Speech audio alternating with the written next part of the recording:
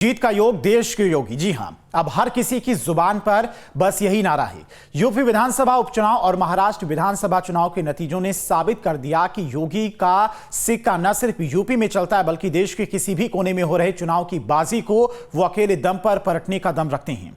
UP विधानसभा उपचुनाव की 9 में से 7 सीटों पर कमल का फूल खिलाने और महाराष्ट्र विधानसभा चुनाव में अपने एक नारे से विरोधियों को चारों खाने चित्त करने का करिश्मा अगर कोई कर सकता है तो उसका नाम योगी आदित्यनाथ है।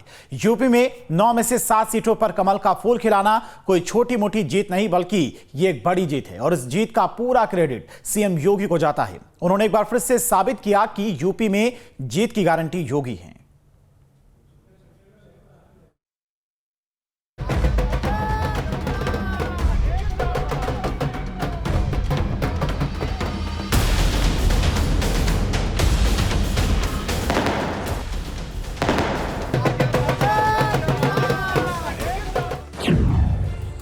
यूपी हो या फिर महाराष्ट्र, हर जगह विरोधी परास्त।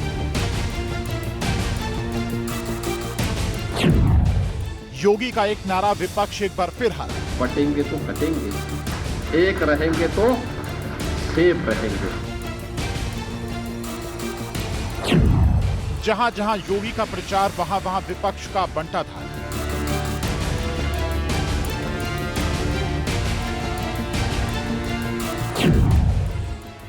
यूपी में अब भी चलता है योगी का सिक्का, योगी मतलब जीत की पूरी गारंटी।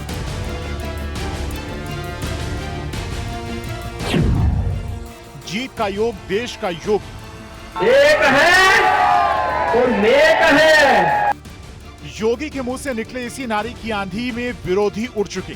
यूपी से लेकर महाराष्ट्र तक विपक्ष का सफाया हो चुका है, जिससे लोकसभा चुनाव के बाद यह गलतफहमी हो गई थी कि यूपी में योगी का जादू कम हो गया है। अब यूपी विधानसभा के उपचुनाव के नतीजों को देखकर भी वो मौन हो गए हैं। उनकी ये गलतफहमी न सिर्फ दूर हो चुकी है बल्कि वो ये भी समझ चुके हैं कि अभी भी यूपी में योगी का ही सिक्का चलता है। योगी मतलब जीत की पूरी गारंटी, क्योंकि यूपी विधानसभा की 9 में से 7 सीटों पर एनडीए ने कब्जा जमा लिया है और ये सब हुआ सीएम योगी के बदौलत, जिन्होंने अपनी आक्रामक रणनीति के दम पर विरोधियों को चारों खाने चित कर दिया। एक है तो सेफ है और बटे थे तो कटे थे।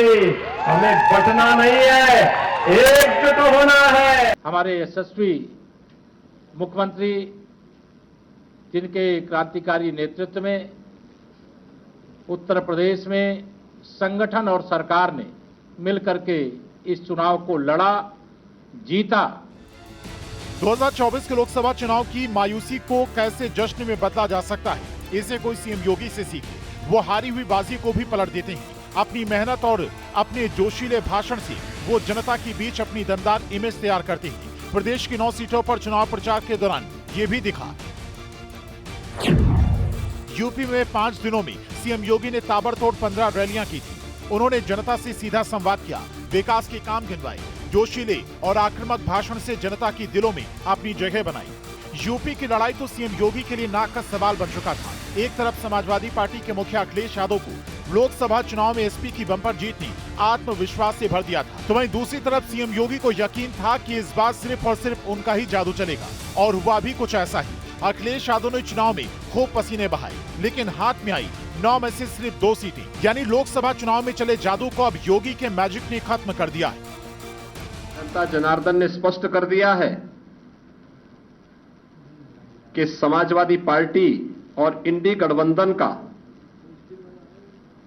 लूट और झूठ की जो पॉलिटिक्स है, अब इसके अंत की उद्घोषणा भी यह चुनाव है।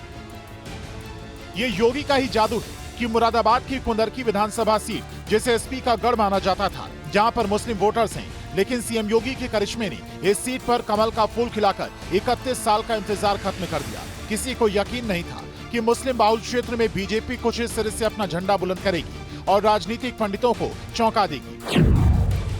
कुंदरकी विधानसभा क्षेत्र में 60% मुस्लिम। बीजेपी ने इस सीट पर रामवीर सिंह को उतारा था, समाजवादी पार्टी ने हाजी रिजवान को उतारा था। ये जनता पार्टी की विजय, ये राष्ट्रवाद की विजय है।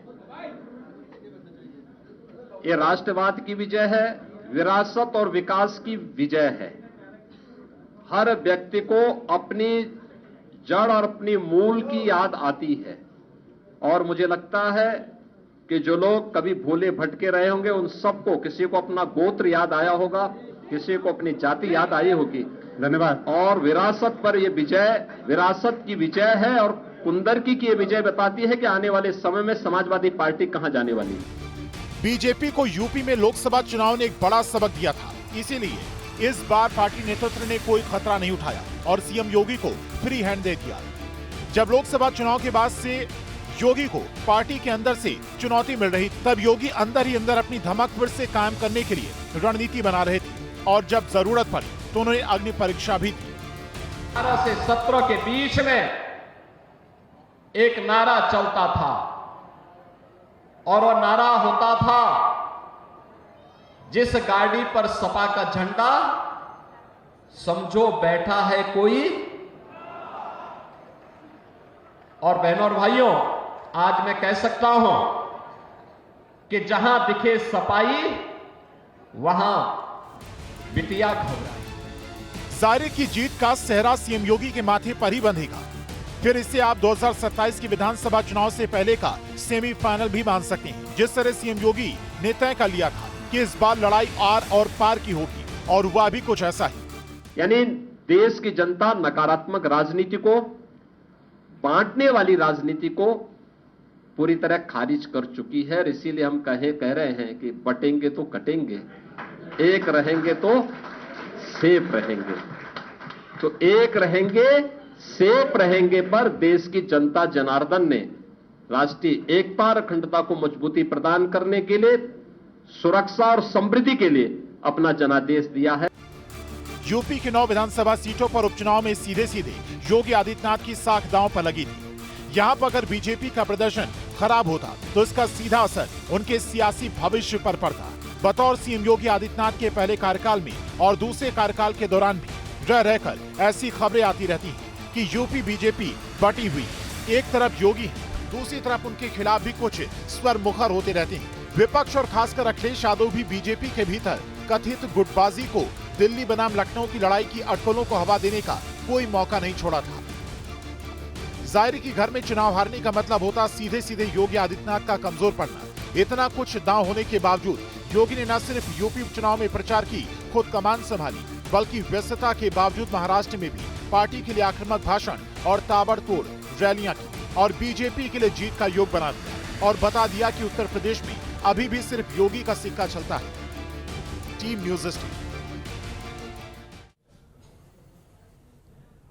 धुआंधार रैली, आक्रामक भाषण और बटेंगे तो कटेंगे जैसा नारा। योगी के इस रोब को देखकर यूपी विधानसभा उपचुनाव में पहले से ही बीजेपी की जीत का अनुमान राजनीतिक पंडित लगाने लगे थे, लेकिन यह किसी को नहीं पता था कि सीएम योगी आदित्यनाथ अपने बलबूते महाराष्ट्र की सियासी फिजा को भी बदल देंगे। सीएम योगी के एक नारे ने ऐसी जमीन तैयार कर दी जिस पर आज महाराष्ट्र चुनाव में रिकॉर्ड जीत दर्ज कर बीजेपी और महायुति की सरकार बनने जा रही है। देखिए कैसे।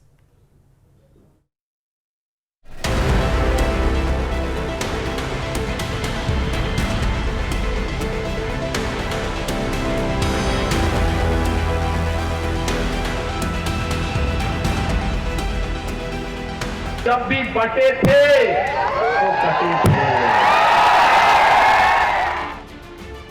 सीएम योगी के चुनाव प्रचार का आगाज इसी नारे से हुआ और रातों रात इस नारे ने महाराष्ट्र की राजनीति का रुख बीजेपी की तरफ मोड़ दिया। बटिए मत, उन्हीं से प्रेरणा ग्रहण करके मैं आपसे कहता हूं, बटिए मत, क्योंकि जब भी बटे थे तो कटे थे। योगी के इसी आक्रामक प्रचार के तूफान में विरोधी उड़ गए और महायुति जीत के रथ पर सवार हो गई। ये राष्ट्रवाद की विजय है, विरासत और विकास की विजय है। हर व्यक्ति को अपनी जड़ और अपनी मूल की याद आती है और मुझे लगता है कि जो लोग कभी भूले भटके रहे होंगे उन सबको, किसी को अपना गोत्र याद आया होगा, किसी को अपनी जाति याद आई होगी। धन्यवाद। और विरासत पर यह विजय विरासत की विजय है और कुंदरकी की यह विजय बताती है कि आने वाले समय में समाजवादी पार्टी कहां जाने वाली है। हालांकि सीएम योगी ने महाराष्ट्र चुनाव में बीजेपी और महायुति को मिली ऐतिहासिक जीत के लिए अपने बधाई संदेश में पीएम मोदी को इसका श्रेय दिया। एक प्रचंड और अभूतपूर्व ऐतिहासिक विजय भारतीय जनता पार्टी महायुति गठबंधन को महाराष्ट्र के अंदर प्राप्त हुआ है। यह जो जनादेश महाराष्ट्र के अंदर प्राप्त हुआ है, यह राम और राष्ट्र के आराधक आदरणीय प्रधानमंत्री जी के यशस्वी नेतृत्व को नए भारत के नए महाराष्ट्र के विश्वास की मोहर है। छत्रपति शिवाजी महाराज के आदर्शों की विजय है और बाबा साहब भीमराव अंबेडकर का अपमान करने वालों की यह एक पराजय भी है। सच्चाई ये है कि सीएम योगी के नारे ने ही महाराष्ट्र में वोटों के ध्रुवीकरण की शुरुआत कर दी थी।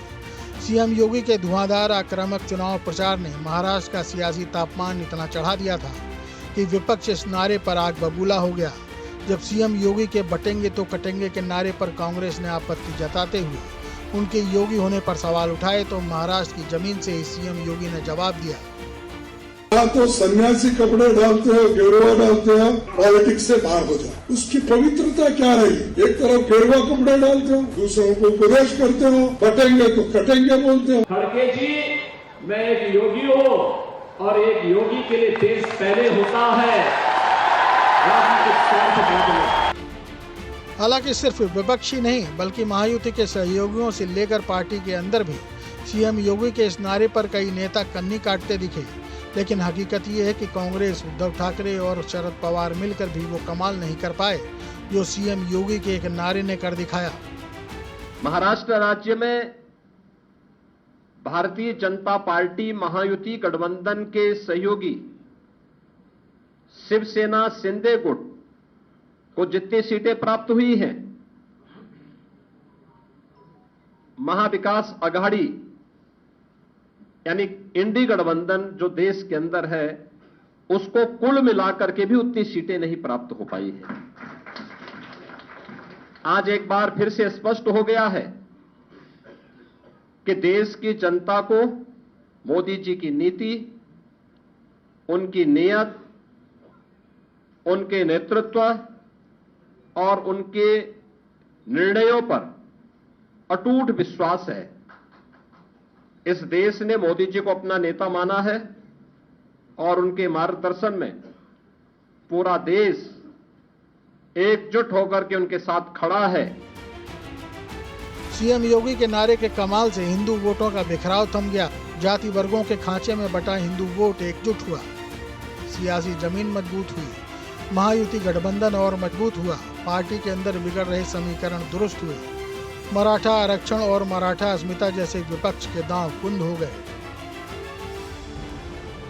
असल में लोकसभा चुनाव के बाद बीजेपी का जो कार्यकर्ता था उसका मनोबल गिरा हुआ था और बटेंगे या कटेंगे का नारा योगी आदित्यनाथ ने दिया और उसके बाद प्रधानमंत्री जी ने इसको पकड़ा और इसको थोड़ा सहज बनाने की कोशिश की और वो उसको एक रहेंगे, सेफ रहेंगे ऐसा। जहां पीएम मोदी का एक है तो सेफ है का नारा बीजेपी का जगमगाता पोस्टर बना, वहीं सीएम योगी के बटेंगे तो कटेंगे के नारे ने महाराष्ट्र में वोटों का ध्रुवीकरण कर असली सियासी जमीन तैयार की। यही वजह है कि सीएम योगी के नारे को महायुति के कई नेताओं ने चुनाव प्रचार में विपक्ष पर प्रहार का हथियार बनाया और इसके बाद तेजी से सियासी माहौल वोट जिहाद वर्सेस वोटों के धर्मयुद्ध में तब्दील हो गया। चुनाव में वोट जिहाद देखा, एक प्रकार से उनके सारे धर्मस्थलों के ऊपर बैनर लगे, पोस्टर लगे और कहा बस एक ही चीज करनी है, मोदी जी को हराना है, ये कहकर एक वोट जिहाद किया गया। बीजेपी नेताओं ने देश की भलाई के लिए लोगों के बीच जाति का भेदभाव, छुआछूत, अगड़े और पिछड़े का फर्क मिटाने के लिए सीएम योगी के इस नारे का इस्तेमाल किया और लोगों तक संदेश देने में सफल रहे कि एकजुट होकर ही अपने मकसद में कामयाब हुआ जा सकता है। इतना ही नहीं, इसके लिए सीएम योगी ने मराठा अस्मिता के भावनात्मक मुद्दे पर भी लोगों को अपनी ओर आकर्षित किया। स्वराज की स्थापना कैसे होनी चाहिए? हिंदवी स्वराज के संस्थापक छत्रपति शिवाजी महाराज ने महाराष्ट्र की धरती से करके दिखाया। एक देश के रूप में अटक से कटक तक भारत को कैसे रहना चाहिए, पेशवा बाजीराव ने इसी धरती से सिखाया। महाराष्ट्र में बीजेपी ने सीएम योगी को ही चुनाव में आगे रखा था। सीएम योगी ने उन इलाकों में ज्यादा रैलियां और जनसभाएं की जहां यूपी और बिहार के लोगों की संख्या ज्यादा है। पिछले महीने महाराष्ट्र चुनाव में यूपी के सीएम योगी आदित्यनाथ ने 15 रैलियां की, जबकि उनके बटेंगे तो कटेंगे के नारे को बीजेपी ने हर चुनावी रैली में जमकर भुनाया। यह आज का चुनाव, चाहे वह महाराष्ट्र का चुनाव हो, उत्तर प्रदेश का उपचुनाव हो या देश भर में हुए उपचुनावों के परिणाम इस ओर हम सबका ध्यान आकर्षित करते हैं। यह गांव, गरीब, किसान, नौजवान, महिला, वृद्ध, शोषित, पीड़ित और वंचित की आशा और आकांक्षा पर जनता जनार्दन की विजय का एक प्रतीक है। तुष्टीकरण और सांप्रदायिकता के शॉर्टकट से मार्ग से सरकार बनाने का सपना देख रहे इंडी गठबंधन और महाविकास अघाड़ी की एक पराजय भी है। सीएम योगी के नारे ने जो माहौल तैयार किया था उसे महाराष्ट्र के नेताओं ने और आगे बढ़ाया और बात औरंगजेब मुगल तक लेकर गए, जिसने सीएम योगी के शुरू किए गए वोटों के ध्रुवीकरण को और तेज कर दिया। और इस तरह चुनाव में महाविकास अघाड़ी को सीएम योगी के एक नारे ने चारों खाने चित्त कर दिया। महाराष्ट्र ने डंके की चोट पर कहा है, एक है तो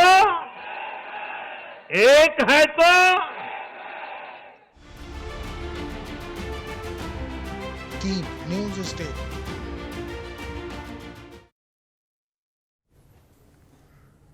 2024 के लोकसभा चुनाव की मायूसी को कैसे जश्न में बदला जा सकता है, इसे कोई सीएम योगी से सीखे। वे हारी हुई बाजी को भी पलट देते हैं। अपनी मेहनत और अपने जोशीले भाषण से वे जनता के बीच अपनी दमदार इमेज तैयार करते हैं। प्रदेश की 9 सीटों पर चुनाव प्रचार के दौरान ये दिखा भी, और अब 9 में से 7 सीटों पर शानदार जीत दर्ज कर उन्होंने साबित कर दिया कि वो भी पीएम मोदी की तरह ही राजनीति के सुपरस्टार हैं। अब जीते हुए उम्मीदवार भी सीएम योगी की तारीफ करते नहीं थक रहे हैं। देखिए,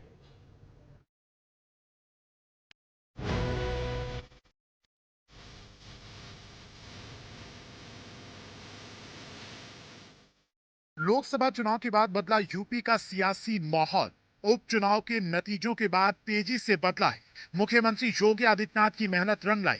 यूपी उपचुनाव की 9 सीटों में से 7 पर बीजेपी और उसके सहयोगी दलों ने जीत दर्ज की, जबकि 2 सीट पर समाजवादी पार्टी के नेताओं ने जीत का झंडा बुलंद किया। उपचुनाव में शानदार वापसी के साथ सीएम योगी के कटेंगे तो बटेंगे, एक रहेंगे तो सेफ रहोगे वाला नारा, जिसकी ताल ठोकर बीजेपी ने ऐसी हवा बनाई कि विपक्षी दल चारों खाने चित हो गए। बहनों और भाइयों, राष्ट्र से बढ़कर के कुछ नहीं हो सकता, कुछ नहीं हो सकता। और राष्ट्र तब सशक्त होगा जब हम एक रहेंगे, नेक रहेंगे, तभी नेक रहेंगे। बटेंगे तो कटेंगे। समाजवादी पार्टी के अध्यक्ष अखिलेश यादव का पीडीए महज 2 सीटों पर ही सिमट कर रह गया। चुनावी नतीजों से साफ है कि जनता ने सीएम योगी को पहली पसंद माना है। मैनपुरी की करहल और कानपुर की सीसामऊ की सीट छोड़कर बीजेपी ने सभी 7 सीटों पर अपनी अमिट छाप छोड़ी है। तो जनादेश है। अगर हम उत्तर प्रदेश की दृष्टि से देखें तो 9 विधानसभा क्षेत्रों में ये चुनाव हुए हैं और ये पूरे प्रदेश में फैले हुए विधानसभा सीट्स हैं,